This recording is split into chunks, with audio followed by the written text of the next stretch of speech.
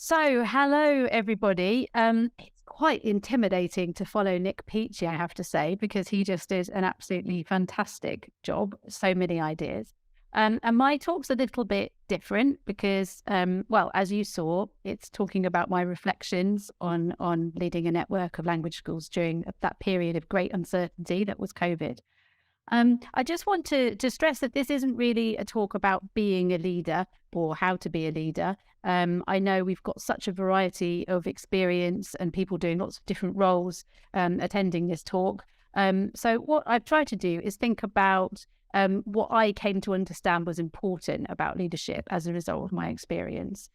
And also about collaboration and about teamwork, which hopefully is relevant to everybody. So I'm just going to talk very briefly about some of the changes that we all experienced in the past 3 years and what I learned from that time. And then the thing that I'm really interested in talking to you about are some of the approaches that I've learned about, particularly most recently, through some studies that I've been doing, that I believe can help us to sort of surf the waves of uncertainty when they come. So you heard a little bit about my background, so I won't repeat that. But I think the two things that I wanted to mention about what I did during my time in International House was firstly that I worked in quality management for a long time. So that involved doing lots of inspections, and I was really privileged to get to go and visit schools and go and see how they operated. And what things worked and how teams worked within schools across a variety of different situations. And that was before I then went on to be managing director.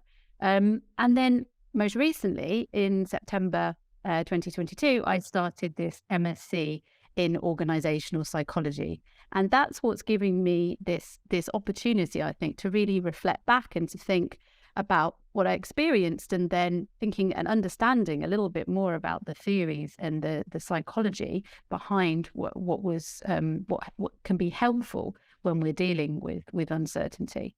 So that's partly what's informed this talk. And I'd just like to give a shout out to any of you that have taken MAs or MSCs or you're studying at the moment, because it really has been a humbling experience to be back on the student side of things, and learning and having to write assignments and things. I'm full of awe for anybody that has completed that process. So, as I mentioned on my slide, I work for International House, and that's a network. So just to give you a bit of context, we were a network of 140 schools in 52 different countries, and they're all independently owned schools. So it wasn't that we were running the schools globally from the centre. All of the schools are individually owned and managed, but we were providing services to them, helping them. And obviously during the pandemic, that became particularly important. And primarily, International House is a language training organisation. But some of you may know IH more from teacher training. I don't know if any of you took your CELTA with International House. It'd be quite interesting to know if anybody joining us did. There's 70 International House centres around the world that deliver CELTA. I can see somebody there mentioned they did their CELTA, their Delta. So that's one of the main things that International House is known for, and it's great to see that some of you also work for International House. I can see that in the chat. So when we went into the pandemic, this was the context that we were in. So lots of schools, lots of different places. But I think the pandemic was the first time that we were all experiencing something together, something collectively. And that was, somewhat different to previous experiences where maybe something had happened in one particular country, one particular location. And so, like so many of you, we went through that learning curve, conversations that we'd had many, many times previously about, how should we deliver online synchronous teaching? How should we do online training? Suddenly accelerated, and we found ourselves doing just that. And that's now become a product that I think will stay within teaching. Certainly, many, many, many schools now, having returned full-time to the classroom, are still offering that as an option. And similarly, hybrid classes, I think, again, it was something that had been experimented with. It became something that we then did as an absolute necessity. And going forward, it gives schools an extra product that they can offer, particularly if people want to attend classes when they're travelling away from work and they can't attend the school as normal. or particularly also for study abroad. There's lots of study abroad options where students travel to a country, study intensively, and then are able to continue their studies when they return home, thanks to hybrid. And then another one that I personally didn't think I would see such acceleration and change in is online assessment. So many of our schools face this impossible situation, and I imagine this was the case with some of your students, where they were ready to take an exam and they couldn't because everything was suddenly shut down. And exam providers have now had to really accelerate their intention to make exams more available online, and to think about how they do that securely. And I think that's a shift that's really, really significant in our industry, and is likely to be here to stay. And then, of course, there were the publishers who suddenly were providing online resources, for us for free and at great rates. And again, that was such a positive shift. And then lastly, virtual reality and the metaverse. And I hold my hands up. I'm somebody that was a little bit cynical about how virtual reality or VR could be used to benefit students' learning. I don't know any of you have tried to use VR in the language classroom, but I think the massive progress that we made with online teaching and being online and using technology in the classroom has really provided us with a useful step towards experimenting with these different kinds of resources. And certainly some international house schools now are doing some really interesting work where they offer a VR session as part of their program, maybe once a week, and students have the opportunity to complete problem solving tasks together. There's a lovely thing I saw where somebody was pretending they were in a spaceship. And obviously there's also the very practical usage for people learning English for in particular contexts. So, working in a hotel, in a museum, all of these things where they can have the experience of actually imagining they're in that context. So I think there is some great use there for contextual learning. And what did we learn from this experience? Well, personally, I'd always believed that technology was as a tool, that we should use it to solve a problem, not just because the product was there. But it really did take us in leaps and bounds with regards to that, and also an understanding of how useful it could be in terms of actually facilitating learning, supporting learning. But I think for me, the most exciting thing about the developments in technology and the adoption that we've had in terms of technology is that it's given us this opportunity to have experiences that we couldn't otherwise have had. And as we were just discussing before this session, a conference like this where so many people can come together and learn together and share together. It's just unthinkable a few years ago that we could have done that. We'd had online events, but it was incredibly expensive to set up. There were limitations as to how many people could attend.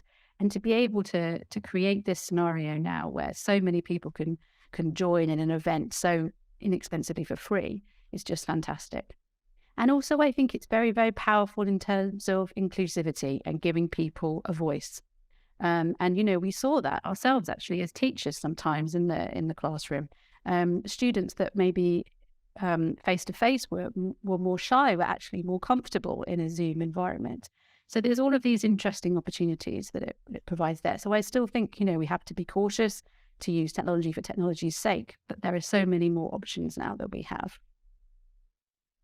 And the other thing that I think we got more into the habit of doing during COVID, and that we should maintain, is asking our students what they need and what they want regularly, because there was so many changes and so much shifting and changing of what was happening. We had to have those dialogues really open and flowing very, regularly. And I think establishing that principle is something that we want to maintain. Not that feedback and consultation with students isn't something that should just happen periodically as an end of course or parents' evening, but it should be a very ongoing conversation. And looking at your competition and seeing what they do well.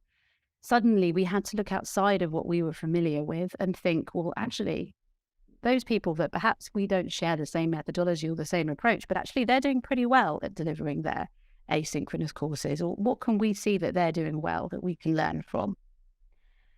And finally, I think now it's about not being everything to everyone, about identifying what can be effective, what we believe in, what we have seen and proven to be correct and evidence-based, and making sure that we continue to do that well and not being too distracted by trying to cover every possible scenario. And that's also a challenge, I think, now as we return to face and thinking what we'll maintain from the online.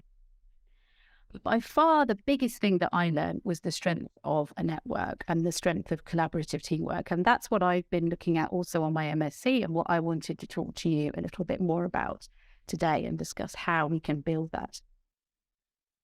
Are any of you familiar with this acronym VUCA? If you are, if you know what VUCA stands for, if you know what the letters in VUCA stand for, please could you put them in the chat? Does anybody know what VUCA stands for? At the moment, nobody's familiar with this one. It's a way of talking about the world, about vulnerability. That's a good one. I've just seen there for V. Uncertain, yes. But there we go. Helen's got it there. So it's volatile, uncertain, complex, ambiguous.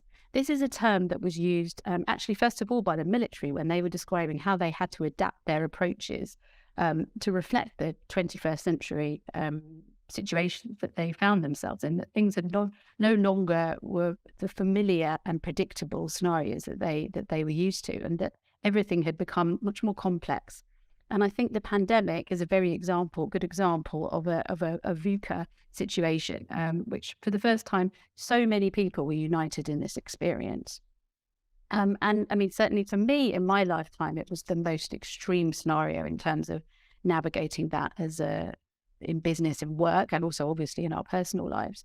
I know for some of you may feel that you've experienced that sadly far more before as well, because in certain countries, sadly, people are living through very volatile, difficult and uncertain times. So I'm also conscious of the fact that that wasn't limited to the pandemic.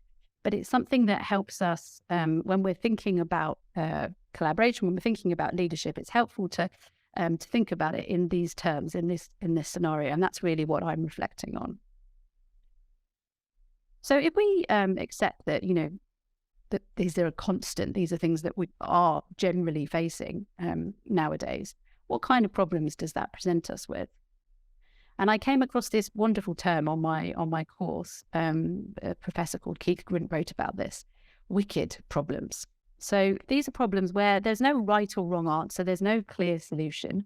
No one person has the answer, because there isn't a final answer. There's not a solution that will work in every scenario.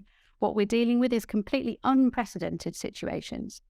And what Keith Grint said is that in a VUCA world, when we're often facing these wicked problems, we have to think about the kind of leadership that's appropriate for dealing with them. And what he suggested is that what we need in that situation is collective intelligence, not individual genius. Now, for me, that really spoke to me when I first read that. And I hope that it does for you from your experiences. And certainly it reflects what I think I learned during the pandemic and what I learned about leadership and collaboration. And that is essentially that leaders don't hold all the answers, whether we're talking about you as being a leader of a team or a director of studies or a manager, or even as a teacher in the classroom. You're showing leadership in that situation. We don't have all of the answers. What we need to do is to ask the questions and to create a situation where people can come together and to innovate and co-create those solutions. So the premise is that in high levels of uncertainty, there's a greater need for collaboration. And that in that scenario, what we need is collaborative leadership. So that means that we look and think about how we can maintain and expand our networks, how we can engage with people, how we can engage with other people. Also that we're very wary of groupthink, that we think about talking to people outside of our normal circle. We're reaching out. We're not just talking to people that think the same as us. And we're open-minded and curious about new approaches, new ideas, new ways of doing things. And I think as teachers, we're actually really fortunate because that is generally our approach. Certainly my experience of teachers, it is. But I think it's worth thinking about how we achieve that both inside the classroom, but also outside the classroom, within the school, within the team that is your fellow teaching team, within the management team, and within the people that you work with. So I just want to share with you a couple of things that I've learned about how teams can perform well and ultimately have this collaboration, and how leaders can develop their teams to be collaborative. And the first thing that I found really exciting was this research by someone called Alex Pentland. And he literally went into different situations and measured the way that people communicated with each other, the way that the teams interacted. And it might not surprise you to hear that what he found was most important was communication. So the energy with which people communicated, the way they engaged with each other, the way they explored things together as a team. And on the screen now, you can see an example of a team that wasn't performing as well as it might have done. There was a really mixed levels of engagement. The engagement was uneven, as you can see. There's some dominant team members in terms of communication up to the top right of that diagram, and then some members of the team that aren't having as much interaction.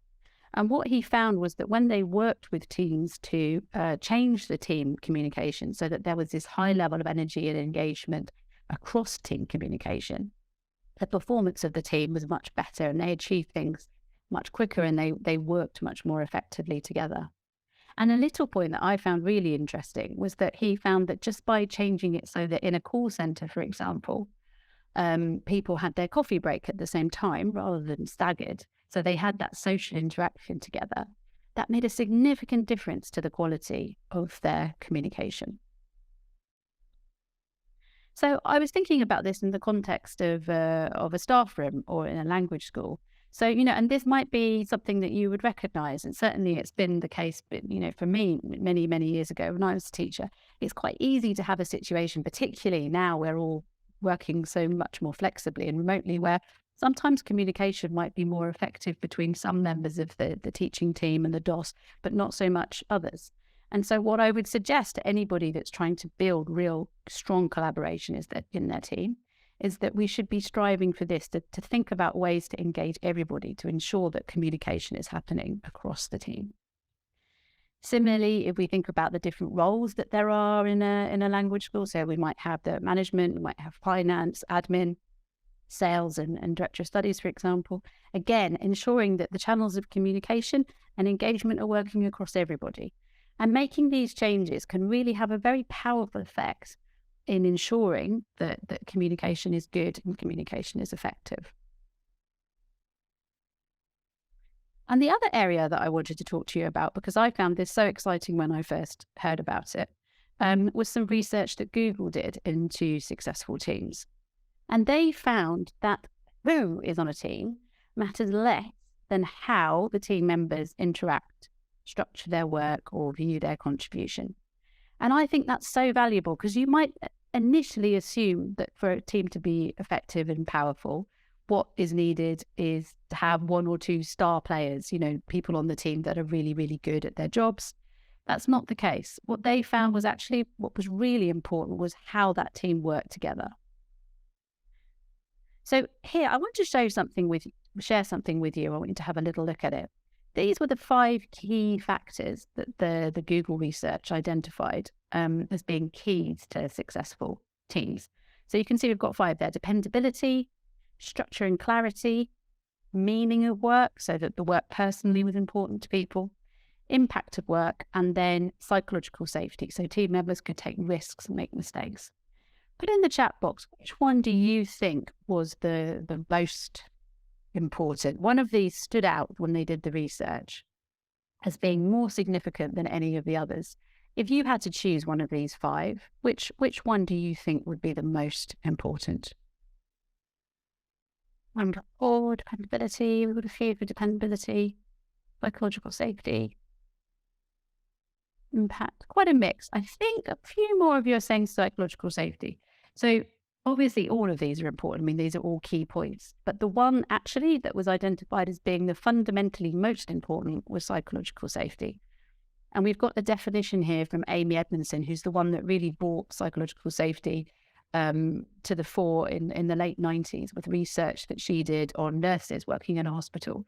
So she found that psychological safety, unsurprisingly perhaps, was absolutely essential in terms of nurses being able to raise concerns, admit when they'd made mistakes, acknowledge when practices weren't working as effectively as they should be. And that was key. Establishing this psychological safety and this opportunity for people to speak up, to raise concerns, make mistakes was absolutely key to effectiveness in that environment. But many management and leadership consultants have gone on to discuss why it actually is essential collaboration for learning, for innovation in any team concept in situation.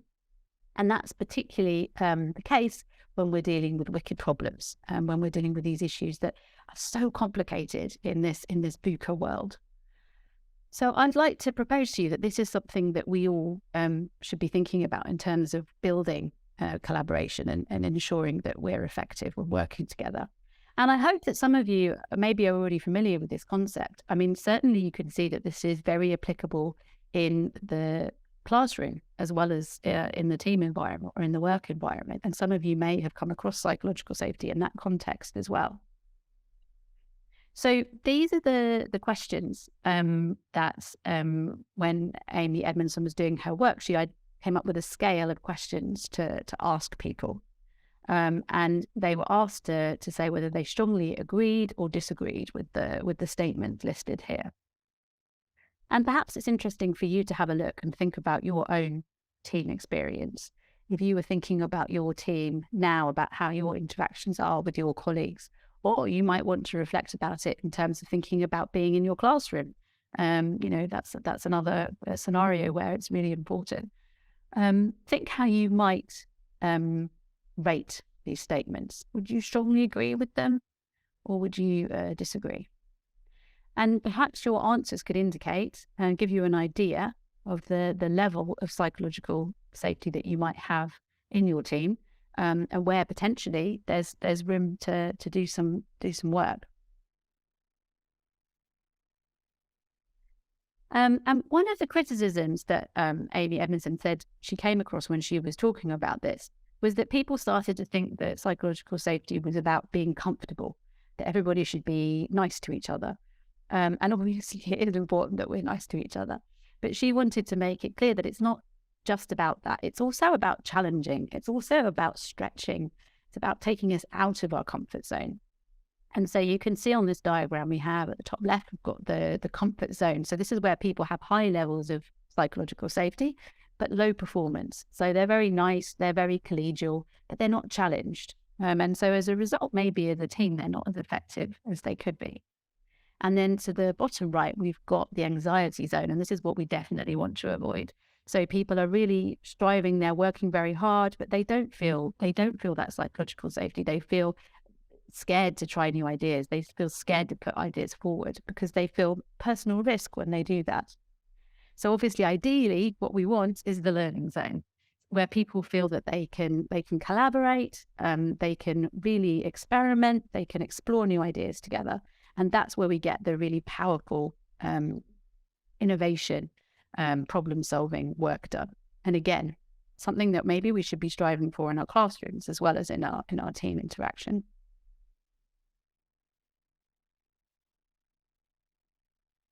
So last of all, I just wanted to, summarize, how I think we can build this psychological safety in our teams. So as managers or as team leaders, I think first of all, we have to be honest about our own fallibility and about the gaps in our knowledge and our vulnerability.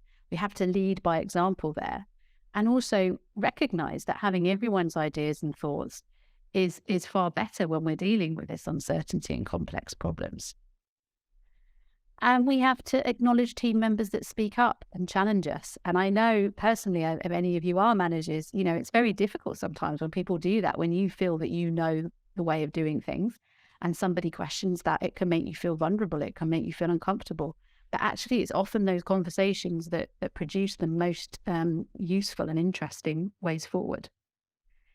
And we need to make space for voices that aren't normally heard and give them the time and the encouragement to speak and be respectful.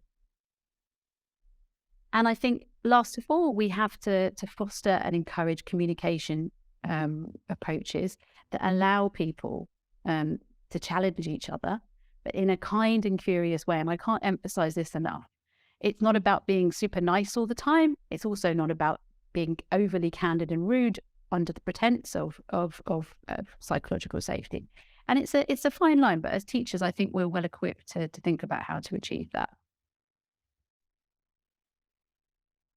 And then as individuals, we can really make an effort ourselves to model this behavior. So to offer ideas, to share our thoughts, and to give real consideration to team members' views that may not fit with our worldview or may not fit with our way of doing things, and things that might challenge us.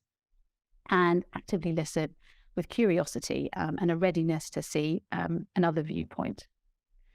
So I hope that I've convinced you that this is something really important, thinking about the future and thinking about the way forward in terms of how we can equip ourselves for dealing with uncertainty. And also that these approaches are very applicable to the classroom too. I think in summary, if I could say what I learnt from my experience, is that whatever the world throws at you, is that if you can build a good collaborative team, if you can work with other people, if you can find a way of making sure that you are gaining that collective intelligence, then that is one of the best tools that you can have in dealing with any situation. And here there's just a few links which give you some references to the content that I've talked about. Amy Edmondson, who's the one that's really, the expert and guru on this, and then also references to the Google team research. And they also have the bottom link is a really nice framework that you can use if you want to look at team effectiveness and building psychological safety in your organization. I think I have hit my time. So yes. Lucy, thank you very much for such an interesting talk. I think there were so many different points that we can learn from, but from my perspective, the most interesting here was the idea that creativity and teamwork don't just happen, right? Sometimes people tell you, just work better as a team, but you actually have to do some research behind it and take actual action, not just tell people to work together. So we have a couple, we have one question and a comment here in the questions. One is just comment that so many teachers had to innovate and immediately learn how to use Zoom or Meet. They had never seen that before the pandemic. So here, this is not a question, but congratulations to all the teachers for all your hard work during the pandemic. That was some incredibly difficult time. And we have a question from Gisela. She's asking your opinion on why it is that some areas like ministries of education and things like that are reluctant to allow people to continue working online, not in classes, but to do the teamwork, to do, creativity through teamwork and things like that. So, sorry, so people that don't work in schools, the administrators or people that work in different roles, why people are reluctant to let them to do online working. I think it's a bit the same as what we were talking about, that it's easy to stick with what's familiar, isn't it? And people tend to return to what they know. And there's probably a misconception that more work gets done when people are together. But I think what I've learned from researching and reading about this is, and also from experiencing it for 2 years, is that you can be incredibly effective online, working online in the same way that you can be face-to-face. And actually what it comes down to is how you work and the systems that you use and how you communicate and how you measure performance and all of these things. That's what matters. I think there is absolute value in being face-to-face sometimes, but I certainly am a big fan of hybrid working because I think that provides a good balance. I think connecting this to Nick's talk on design thinking, one of the phrases that usually kill creativity is, that's how we've always done it, right? And I think that now that the pandemic is finishing, people want to go back to how we've always done things. And it might be good sometimes, but you have to look into it a little bit more, right? There's a second question here, which I think the answer is obvious, but I would like you to expand on it, whether these work besides the classroom, right? Just for also all the other areas, all of this teamwork and making sure that things work together. I think you already mentioned a lot of this in the talk itself, but I would like to give you a chance to reiterate that. Yeah, really, my study of it on the course has very much been in the workplace environment. So in the office environment, in any kind of work scenario, it's just that we have the privilege as teachers of knowing that actually it transfers very well to the classroom. But certainly most people's experience and Amy Edmondson, what she was writing about, and it is about in the work context. All right. And one last question before I let you go, which I think is a very interesting question. It says, do you think that virtual learning is conducive to independent learning or autonomous learning, as usually I call it?